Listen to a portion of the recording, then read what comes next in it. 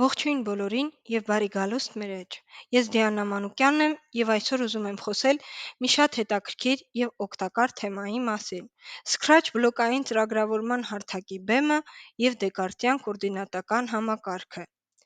Այս թեման ոչ միայն հետաքրքիր է, այլև հիանալի հնարավորություն է ընձեռում մեզ բացատրել եւ ամրապնդել թվային գրագիտություն եւ մաթեմատիկա առարկաների միջև առարկայական կապը։ Այսպիսով, կոորդինատային հարթություն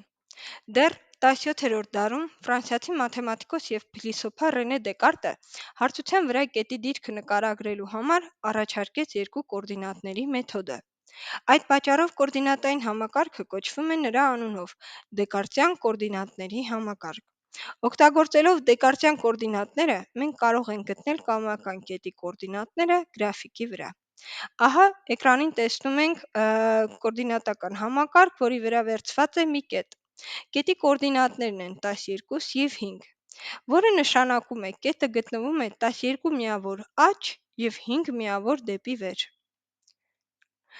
Դեկարտյան կոորդինատական համակարգին հաճախ կոչում են նաև ուղղանկյուն կոորդինատական համակարգ, քանի որ կետի կոորդինատները գտնելիս մենք կարծես մտովի ուղղանկյուն ենք կազմում, ինչպես պատկերված է նկարում։ X եւ Y առանցքները Հորիզոնական ձախից աջ ուղղությունը սովորաբար կոչվում են X առանցք, իսկ ուղղահայաց ներքևից վերև ուղղությունը սովորաբար կոչվում են Y առանցք։ Դեկարտյան կոորդինատային համակարգը բաղկացած է երկու փոխուղղահայաց ուղիղներից, որոնց վրա նշված են թվերը աճման կարգով։ Հորիզոնական ուղիղը կոչվում է OX կամ աբսիսների առանցք, իսկ ուղղահայաց ուղիղը կոչվում է OY կամ օրդինատների առանցք։ Ուղիղների հատման կետը կոչվում է կոորդինատային համակարգի սկզբնակետ։ Սովորաբար այն նշանակվում է O տառով։ O տառի կոորդինատներն են 0, ստորակետ 0։ Հարթության յուրաքանչյուր կետ ունի երկու կոորդինատ՝ x-ը եւ y-ը, այլ կերպ ասած աբսիսը եւ օրդինատը, եւ ունի հատուկ գրելաձև։ Գրվում է այսպես. պայմանական a կետի կոորդինատները կլինի a փակագծի մեջ a-ի x կոորդինատը եւ a-ի y կոորդինատը։ Իսկ ինչ է առանցքը։ Առանցքը հղման գիծ է, որից չափվում են հեռավորությունները։ Այս նկարում կոորդինատային հարթության վրա վերցված է 6-4 կոորդինատներով կետը, որը, ինչպես քիչ առաջ ներկայացրեցինք, նշանակում է 6 միավոր աջ եւ 4 միավոր դեպի վեր։ Ուղղությունները Երբ մենք մեծացնում ենք x-ը, կետը շարժվում է դեպի աջ, երբ x-ը նվազում է, կետը շարժվում է դեպի ձախ։ Իսկ երբ մեծացնում ենք y-ը, կետը վեր է բարձրանում, իսկ երբ y-ը նվազում է, կետը դեպի ցած է շարժվում։ Ինչպես են գրվում կոորդինատները։ Կոորդինատները միշտ գրվում են որոշակի հերթականությամբ։ Քիչ առաջ նշեցի, որ նախ գրվում է հորիզոնական հեռավորությունը, այսինքն x-ը, ապա ուղղահայաց հեռավորությունը y-ը, եւ նշված մեծությունները ցույց տվող թվերը իրարից բաժանվում են ստորակետով, եւ այդ ամբողջը գրվում է կլոր փակագծերի ներսում։ Օրինակ 3 ստորակետ 2 նշանակում է 3 միավոր դեպի աջ եւ 2 միավոր դեպի վեր։ 0 ստորակետ 5 նշանակում է 0 միավոր դեպի աջ եւ 5 միավոր դեպի վեր, այսինքն ընդամենը կատարելու ենք 5 միավոր դեպի վեր։ Աբսիսների առանցքով ոչ մի քայլ չենք կատարելու։ 2 ստորակետ -6 նշանակում է 2 միավոր դեպի աջ եւ 6 միավոր դեպի ներքև։ -3 եւ -9 նշանակում է 3 միավոր դեպի ձախ, այսինքն հետ են գնում,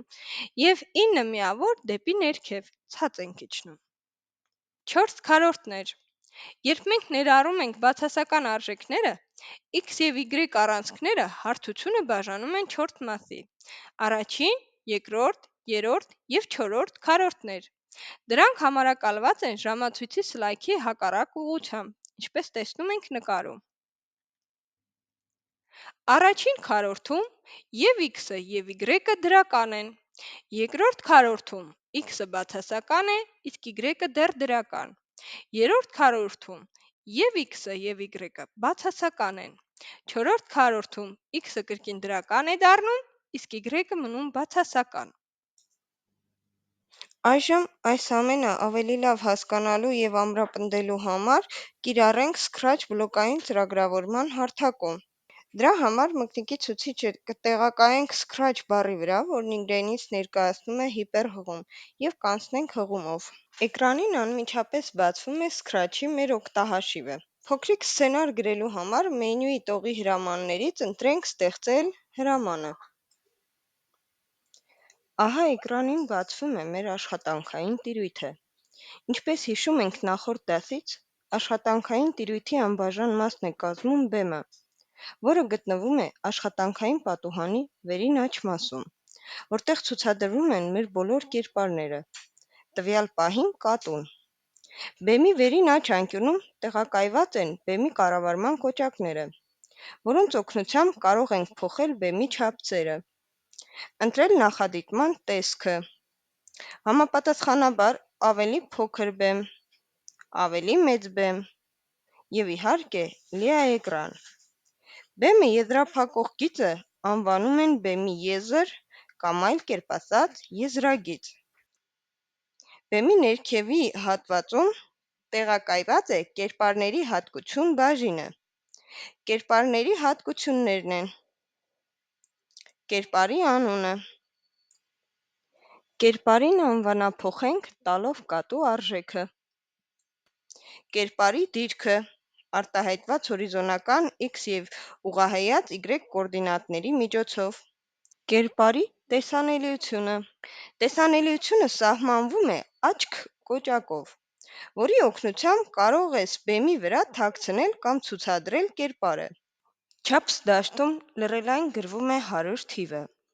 Թիվը փոքրացնելու արդյունքում փոքրացնում ենք մեր կերպարի չափերը, և հակառակ, թիվը մեծացնելու դեպքում մեծացնում ենք կերպարին։ Երբ սեղմում ենք ուղղություն դաշտի վրա, էկրանին բացվում է փոքրիկ պատուհան իր անկյունաչափով, որի վրայի սողնակը տեղափոխելով ստանում ենք կերպարի համար անհրաժեշտ ուղղությունը։ Կերպարի ուղղությունը մենք կարող ենք անմիջապես փոխել ուղղություն դաշտում ներմուծելով անկյան աստիճանային չափը, ինչպես օրինակ 180 աստիճան, 90 աստիճան, 0 աստիճան, -90 աստիճան։ Իսկ հիմա կերպարին բերենք մեր նախնական դիրքը և շարունակենք։ Սցենարներ գրելու ժամանակ պատկերի ցուցադրումը և թաքցնումը իրավիճակից կախված կարող ենք իրականացնել տեսք բլոկների խմբի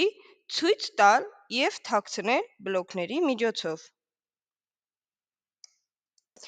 Իսկ կերպարի ուղղությունը կարող ենք փոխել շարժ բլոկների խմբի, շրջվել դեպի աջ և դեպի ձախ համապատասխան աստիճանային չափով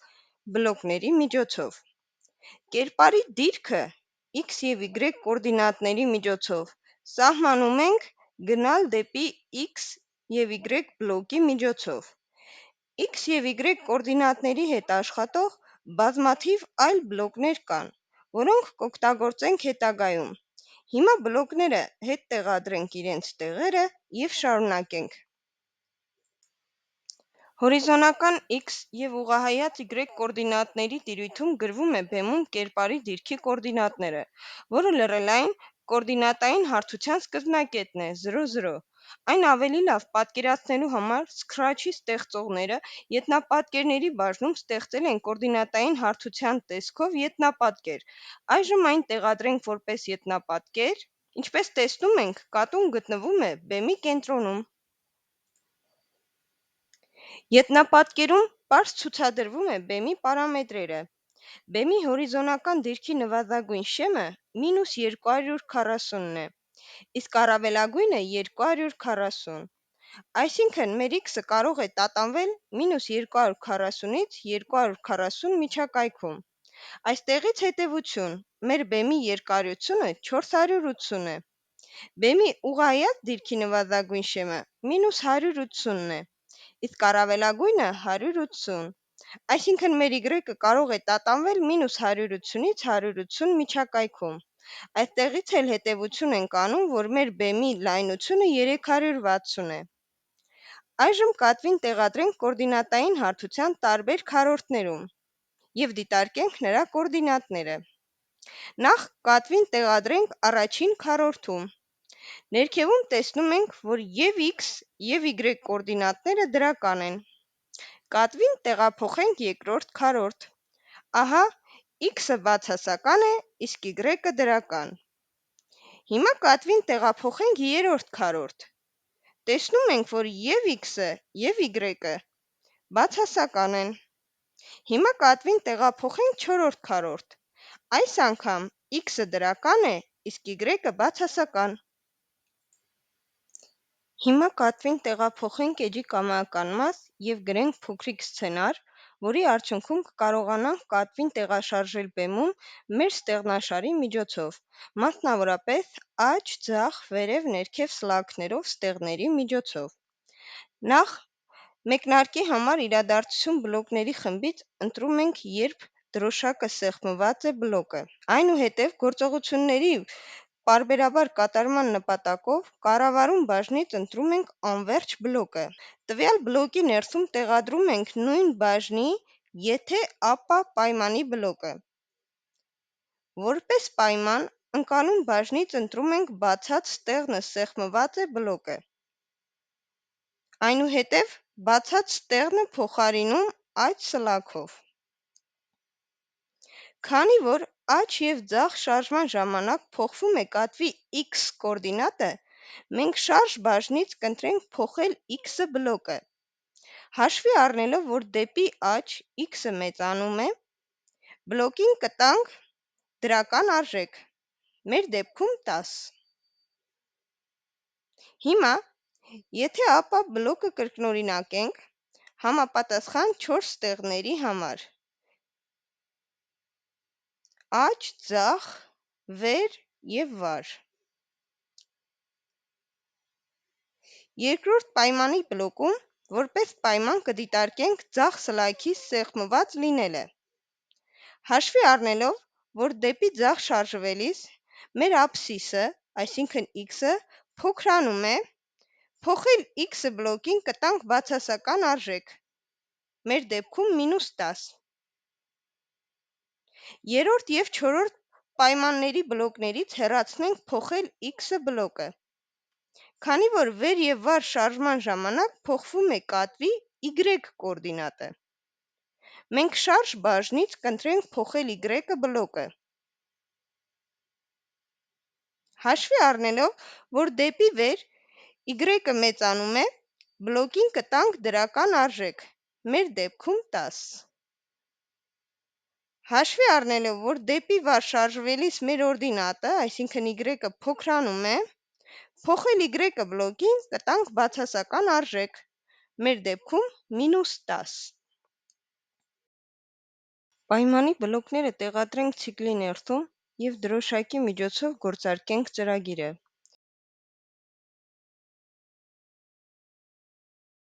Որպեսզի ամեն անգամ ծրագրի մեկնարկի ժամանակ մեր կատուն ունենա մեկնարկային դիրք,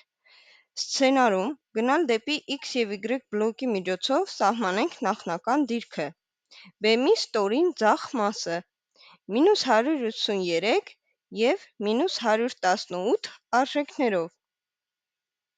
և կրկին գործարկենք ծրագիրը։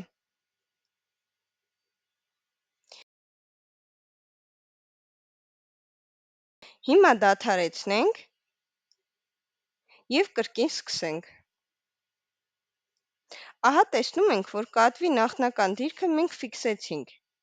Հիմա ընտրենք գեղեցիկ ետնապատկեր և կրկին փորձարկենք։ Մենք տեսնում ենք, որ երբ սեղմում ենք միայն աջ և ձախ ստեղները, կոորդինատների մեջ փոխվում է միայն աբսիսը x-ը, իսկ օրդինատը y-ը մնում է ֆիքսված։ Եվ հակառակը, երբ մենք սեղմում ենք միայն վեր և վար ստեղները, կոորդինատների մեջ մենք տեսնում ենք, որ միայն փոխվում է օրդինատը y-ը, իսկ աբսիսը x-ը մնում է ֆիքսված։ Շնորհակալություն, այս դասի համար այսքանն էի նախատեսել։ Եթե տեսանյութը օգտակար էր, մի մոռացեք սեղմել լայք և բաժանորդագրվել մեր ալիքին։ Ցտեսություն։